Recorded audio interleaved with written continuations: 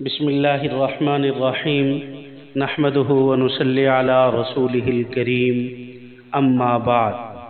احباب گرامی، آج ہمارا سیرت النبی صلی اللہ علیہ وسلم کورس کا سبق نمبر 3 ہے۔ آج ہم سبق نمبر 3 میں پڑھیں گے کہ آپ صلی اللہ علیہ وسلم کی اشاعت اسلام تبلیغ کا پہلا قدم کیا تھا، کہ جب 40 سال کی عمر میں نبی کریم صلی اللہ علیہ وسلم کو اللہ رب العزت نے نبوت عطا فرمائی، تو اس کے بعد ابتداً جب نبی کریم صلی اللہ علیہ وسلم پر وحی نازل ہوئی تو آپ اعلاناً تبلیغ کے لیے مامور نہ تھے، بلکہ اس میں صرف آپ صلی اللہ علیہ وسلم کی ذات کے لیے احکام تھے۔ پھر کچھ دنوں سلسلہ وحی منقطع رہنے کے بعد جو آپ صلی اللہ علیہ وسلم پر دوبارہ وحی شروع ہوئی تو اس میں آپ صلی اللہ علیہ وسلم کو تبلیغ اسلام کے لیے حکم ہوا، مگر دنیا میں جہالت و ضلالت کی حکومت تھی، بالخصوص عرب کا تکبر، غرور اور تقلید آبائی انہیں ایسی رچ بس چکی تھی کہ جنہیں حق بات قبول کرنے کی ہرگز اجازت نہیں دیتی تھی۔ اس لیے ابتدا میں حکمت الہیہ کا تقاضا یہ ہوا کہ آپ صلی اللہ علیہ وسلم کو اعلاناً تبلیغ و اشاعت اسلام کا امر نہ کیا جائے، تاکہ پہلے دن سے ہی لوگ متنفر نہ ہو جائیں۔ آپ صلی اللہ علیہ وسلم نے ابتداءً دعوت اسلام اپنی جان پہچان کے لوگوں میں اور ان شخصوں میں شروع کی جن پر آپ صلی اللہ علیہ وسلم کو اعتماد تھا، اور آپ صلی اللہ علیہ وسلم اپنی فراست کے ذریعے ان میں خیر و صلاح کے اثرات دیکھتے تھے۔ تو اس طریق سے آپ صلی اللہ علیہ وسلم سب سے پہلے اپنی زوجہ مطہرہ حضرت خدیجۃ الکبریٰ رضی اللہ تعالی عنہا اور خلیفہ بلا فصل سیدنا حضرت ابو بکر صدیق رضی اللہ تعالی عنہ اور آپ صلی اللہ علیہ وسلم کے چچا زاد بھائی حضرت علی بن ابی طالب رضی اللہ تعالی عنہ اور آپ کے متبنہ حضرت زید بن حارثہ، یہ حضرات مشرف باسلام ہوئے۔ آپ صلی اللہ علیہ وسلم نے ان حضرات کو اسلام کی دعوت دی اور یہ سب سے پہلے اسلام لے آئے، اور سیدنا صدیق اکبر رضی اللہ تعالی عنہ نبوت سے پہلے آپ صلی اللہ علیہ وسلم کے دوست تھے، اور آپ صلی اللہ علیہ وسلم کے صدق و دیانت اور اخلاق سے اچھے طریقے سے واقف تھے۔ جب آپ صلی اللہ علیہ وسلم نے ان کو رسالت الہیہ کی خبر دی تو فوراً آپ صلی اللہ علیہ وسلم کی تصدیق کی اور کلمہ پڑھ کر مسلمان ہو گئے۔ سیدنا صدیق اکبر رضی اللہ تعالی عنہ اپنی قوم کے مسلمان بزرگ تھے، تمام معاملات میں لوگ ان پر اعتماد کرتے تھے۔ اسلام میں داخل ہونے کے بعد آپ صلی اللہ علیہ وسلم نے بھی ان لوگوں کو دعوت اسلام دینی شروع کی جن میں کچھ پہلے سے صلاح و خیر کے آثار دیکھے گئے۔ اسی طرح حضرت عثمان غنی رضی اللہ تعالی عنہ، حضرت عبد الرحمن بن عوف رضی اللہ تعالی عنہ اور حضرت سعد بن ابی وقاص رضی اللہ تعالی عنہ اور حضرت زبیر بن عوام رضی اللہ تعالی عنہ اور حضرت طلحہ بن عبید اللہ رضی اللہ تعالی عنہ نے بھی حضرت ابو بکر صدیق رضی اللہ تعالی عنہ کی دعوت کو قبول کر کے اسلام لے آئے، اور سیدنا صدیق اکبر رضی اللہ تعالی عنہ ان تمام کو آپ صلی اللہ علیہ وسلم کی خدمت میں لے آئے، اور سب کے سب آپ صلی اللہ علیہ وسلم کی خدمت میں پیش ہو کر مسلمان ہو گئے۔ ان کے بعد حضرت ابو عبادہ بن جراح، حضرت عبادہ بن الحارث بن عبد المطلب، حضرت سعید بن زید عدوی، حضرت ابو سلمہ مخزومی اور خالد بن سعید بن العاص اور حضرت عثمان بن مزعوم اور ان کے دونوں بھائی قدامہ اور عبید اللہ اور حضرت ارقم بن ارقم رضی اللہ تعالی عنہم، یہ تمام احباب مشرف باسلام ہوئے۔ یہ سب کے سب قریش میں سے تھے۔ غیر قریش میں سے کون کون سے جو آپ صلی اللہ علیہ وسلم پر سب سے پہلے اسلام لے آئے؟ دیکھیے ذرا، غیر قریش میں شہیب رومی رضی اللہ تعالیٰ عنہ، حضرت عمار بن یاسر رضی اللہ تعالیٰ عنہ، حضرت ابو سعید خدری رضی اللہ، حضرت ابو ذر غفاری رضی اللہ تعالیٰ عنہ، حضرت عبداللہ بن مسعود رضی اللہ تعالیٰ عنہ، یہ سب سے پہلے اسلام میں داخل ہوئے۔ اس وقت تک یہ دعوت اسلام محض خفیہ جاری تھی، عبادات اور اعمال شرعیہ بھی چھپ چھپ کر ادا کیے جاتے تھے، یہاں تک کہ بیٹا باپ سے اور باپ بیٹے سے چھپ کر نماز پڑھتا تھا۔ جب مسلمانوں کی تعداد 30 سے بڑھ گئی تو جناب رسول اللہ صلی اللہ علیہ وسلم نے ان کے لیے ایک وسیع گھر مقرر فرمایا جن میں وہ سب جمع ہو جایا کرتے تھے، اور آپ صلی اللہ علیہ وسلم ان کو تعلیم فرماتے تھے۔ اس طریقہ کی دعوت اسلام تقریباً 3 سال تک جاری رہی، اور اسی دوران میں قریش کی ایک خاص جماعت اسلام میں داخل ہوئی، اور پھر اور لوگ بھی اسلام میں داخل ہونا شروع ہو گئے، اور یہ خبر پھر مکہ میں پھیل گئی اور لوگوں میں جا بجا اس بات کا چرچا ہونے لگا، اور اب اعلاناً دعوت حق کا بھی وقت آ پہنچا۔ تو 3 سال مکمل ہونے کے بعد جبکہ کثرت سے مرد و عورت اسلام میں داخل ہونے لگے اور لوگوں میں اس بات کا چرچا ہوا کہ اللہ رب العزت نے جناب رسول اللہ صلی اللہ علیہ وسلم کو علی الاعلان لوگوں کو کلمہ حق پہنچانے کا حکم فرمایا، تو آپ صلی اللہ علیہ وسلم نے فوراً اس حکم کی تعمیل کی اور مکہ کی صفا پہاڑی پر چڑھ کر قبائل قریش کا نام لے لے کر آواز دی۔ جب تمام قبائل جمع ہو گئے تو آپ صلی اللہ علیہ وسلم نے سب سے پہلے دریافت کیا، ان سے پوچھا کہ اگر میں آپ کو یہ خبر دوں کہ غنیم کا لشکر تم پر چڑھائی کے لیے آ رہا ہے اور قریب ہے کہ تم پر لوٹ مار شروع کر دے، تم پر ٹوٹ پڑے، تو کیا تم میری تصدیق کرو گے؟ سب یہ بات سن کر یک زبان بولے، بے شک ہم آپ کی خبر کی بالکل تصدیق کریں گے، بالکل حق سچ سمجھیں گے، کیونکہ ہم نے آج تک کبھی آپ کو جھوٹ بولتے نہیں دیکھا۔ جب یہ بات ہوئی تو اب اس تمہید کے بعد جناب رسول اللہ صلی اللہ علیہ وسلم نے فرمایا، میں تمہیں خبر دیتا ہوں کہ تم نے اپنے باطل عقائد کو نہ چھوڑا تو اللہ تعالیٰ کا سخت عذاب تم پر آنے والا ہے، اور فرمایا جہاں تک مجھے معلوم ہے کہ دنیا میں کوئی انسان اپنی قوم کے لیے اس تحفے سے بہتر تحفہ لے کر نہیں آیا جو میں تمہارے لیے لایا ہوں۔ میں تمہارے لیے دین و دنیا کی فلاح و بہبود لے کر آیا ہوں۔ اللہ تعالیٰ نے مجھے حکم فرمایا ہے کہ تمہیں اس کی طرف دعوت دو۔ خدا کی قسم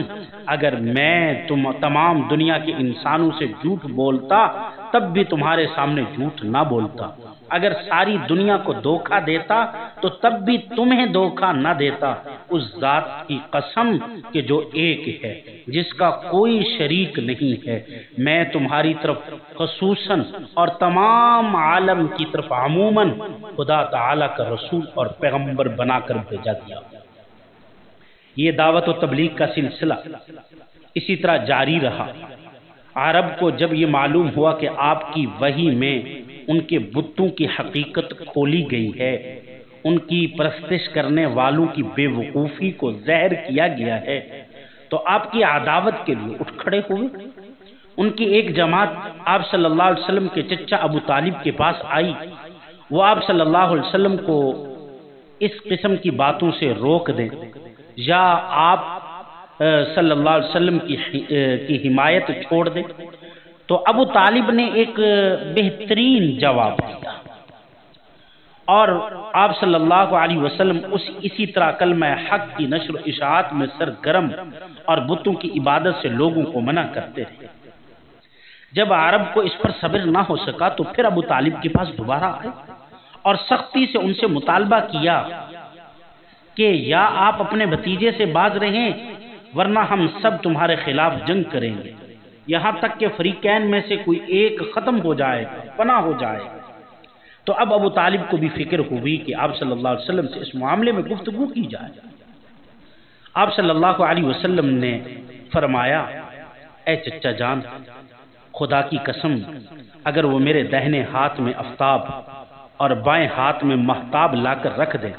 اور یہ چاہیں کہ میں خدا کا کلمہ اس کی مخلوق کو نہ پہنچاؤں تو میں ہرگز اس کے لیے آمادہ نہیں ہو سکتا، یہاں تک کہ خدا کا سچا دین لوگوں میں پھیل جائے